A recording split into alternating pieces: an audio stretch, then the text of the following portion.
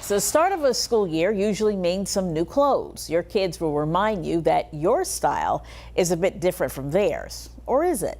Earlier this week, we showed you how fashion was on a different level in the 80s. Now Philip Townsend opens the vault again to look at what the style was in the 90s.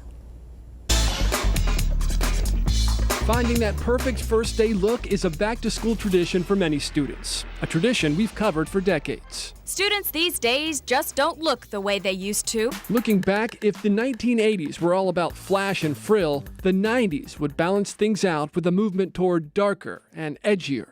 Plastic having a moment in the early part of the decade. Plastic clothes on plastic hangers don't come cheap. Gothic leading to grunge, rock bands like Nirvana popularizing a more disheveled look in the mid-90s.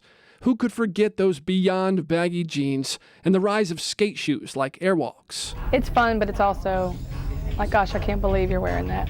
Then there were status symbols like starter jackets and Jordan sneakers, sparking a costly trend that Hampton school leaders wanted to get ahead of in 1993. Members of the parent involvement team say they want to take the pressure off of other parents and kids to buy expensive sneakers and jackets that could cost way over $100. Their solution? Floating the idea of school uniforms.